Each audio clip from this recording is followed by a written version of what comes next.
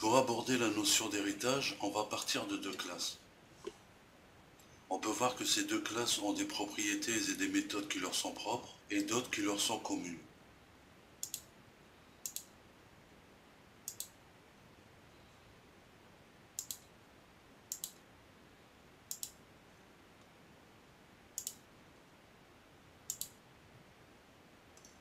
On va maintenant exploiter nos classes.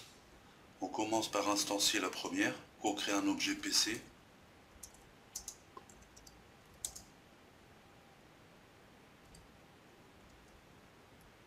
On va lui donner un nom en appelant la méthode setNom à cet objet.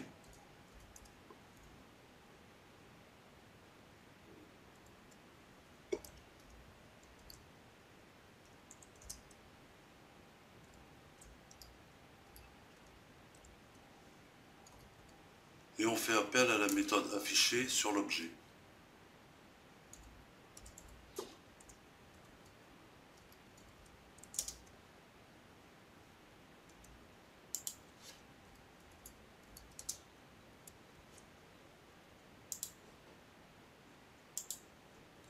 Et on a bien le nom avec le style qu'on a précisé ici.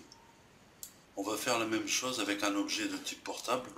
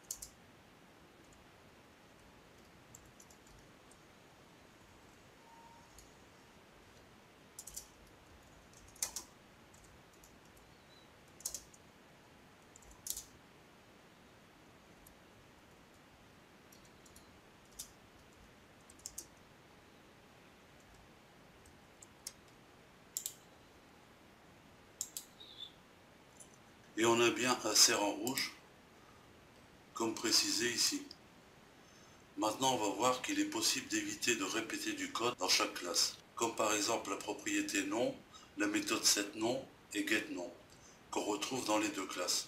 Pour cela, on va les concentrer dans une autre classe qu'on va appeler par exemple ordinateur.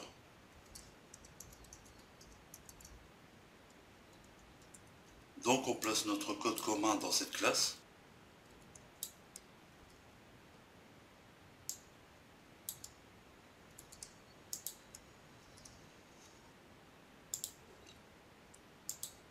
En rafraîchissant la page, on voit qu'on a une erreur, car la méthode setNom n'est plus dans la classe PC.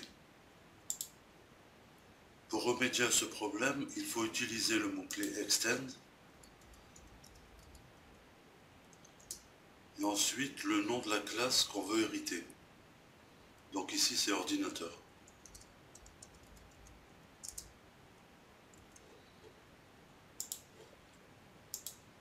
Cette fois-ci on n'a plus le problème. On va aussi enlever le code commun de la classe portable.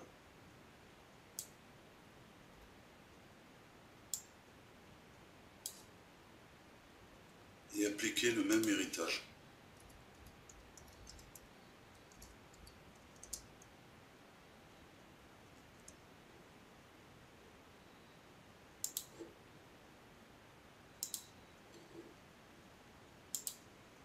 On voit aussi que la méthode affichée est la même, à la différence que dans le style, la couleur de l'une est bleue et l'autre est rouge.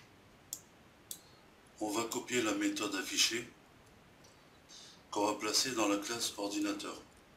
Ici, il n'y a que la ligne du HR qui est commun aux deux classes. Donc on supprime la ligne du dessus. Et dans la méthode de la classe PC, on supprime la ligne en commun.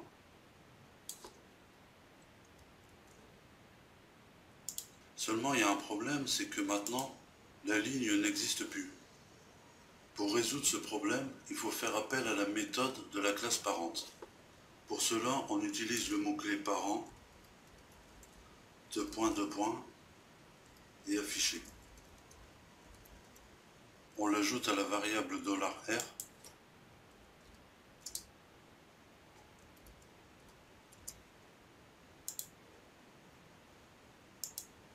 et on voit que la ligne est revenue.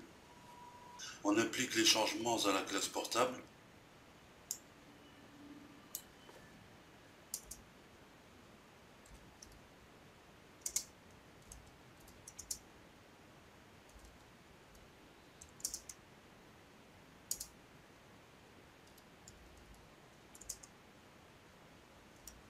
Et on va modifier la couleur du HR pour montrer que le style s'applique bien aux deux objets.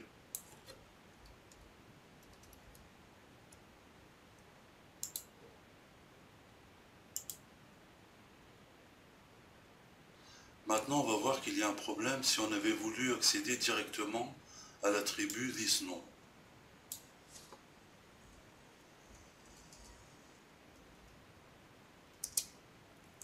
Donc on va voir ce que ça donne. On voit qu'on n'a pas accès à cet attribut malgré qu'on hérite de cette classe. Pour régler ce problème, il faut utiliser le mot-clé Protected pour pouvoir profiter de sa visibilité. Cette fois-ci, on a bien accès à cet attribut. Pour finir, on va voir la surcharge de méthode. On va implémenter une méthode dans la classe parente qui répertorie les stocks.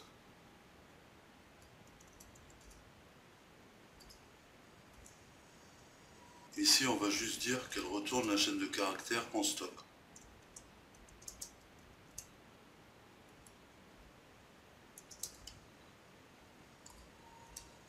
On va voir que les deux classes enfants peuvent y accéder.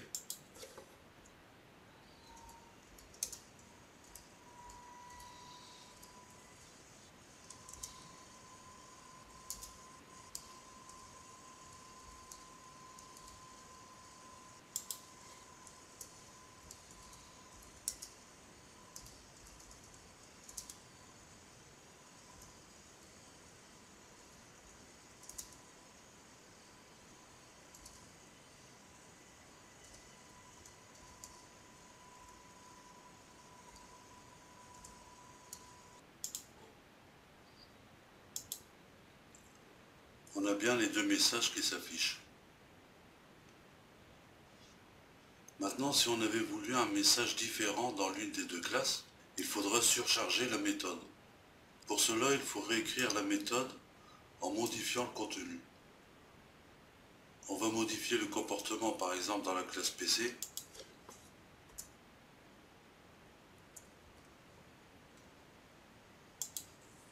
Et on va changer le message. Par exemple, rupture de stock.